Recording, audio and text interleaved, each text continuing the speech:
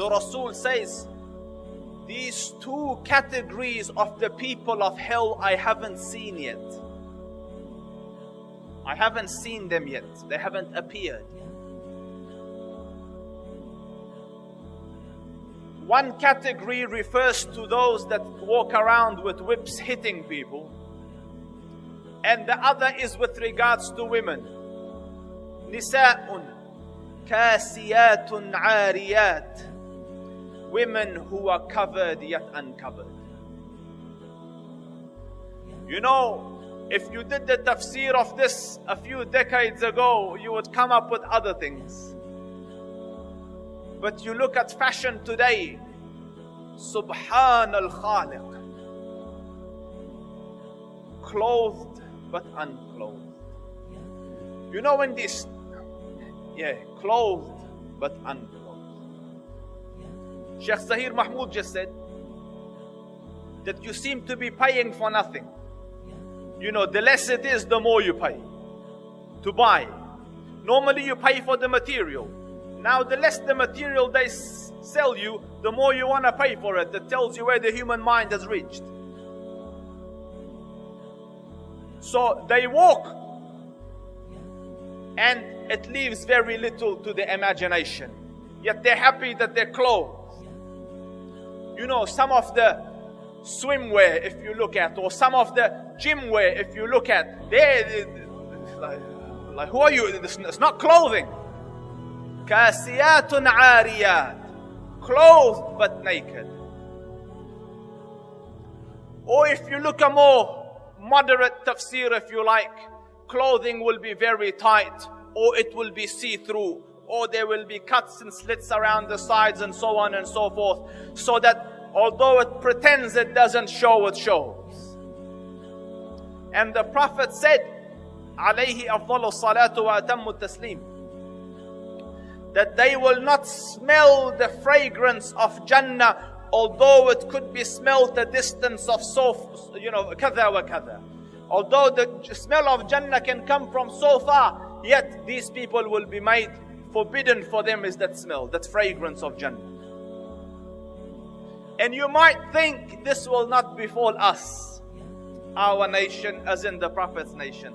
So the Prophet ﷺ in a hadith, the sanad of which is sahih, and it is in the musnad of Imam Ahmad, in the mustadrak of Hakim,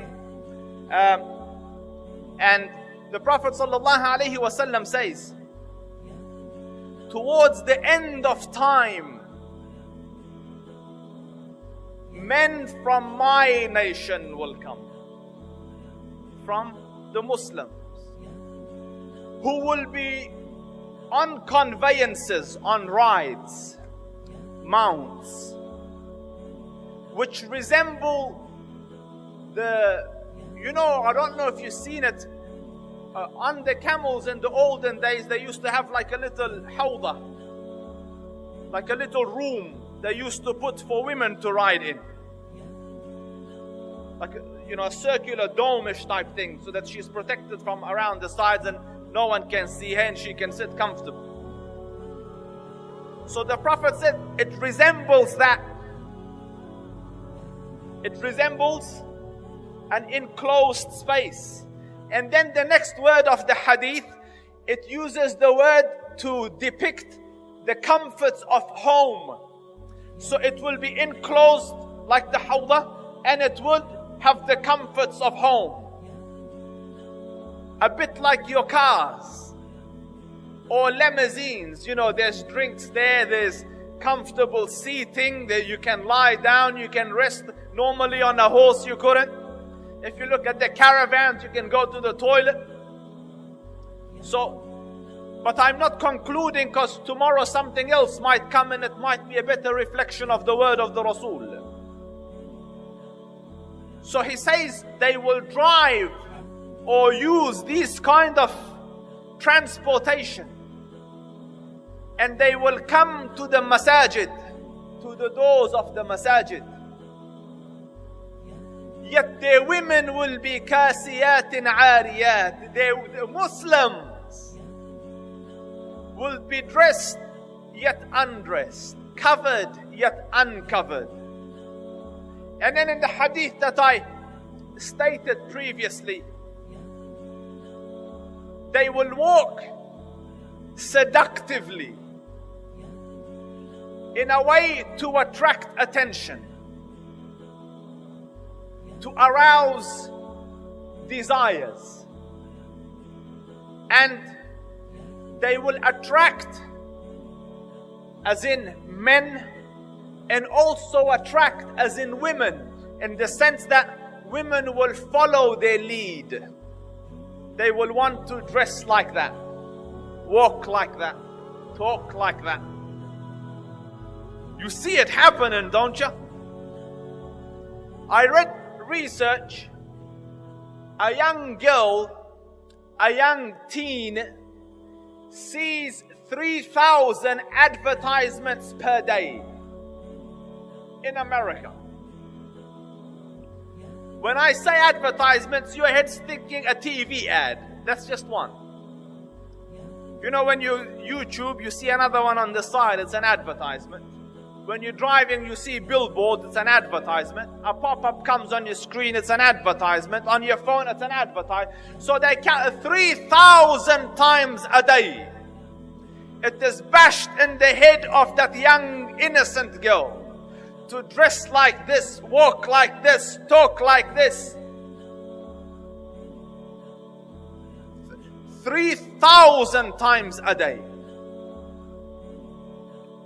And can you imagine? I have a school in which predominantly my students are girls, and can you imagine the pressure on that young teenage girl who looks at herself and looks at the billboard?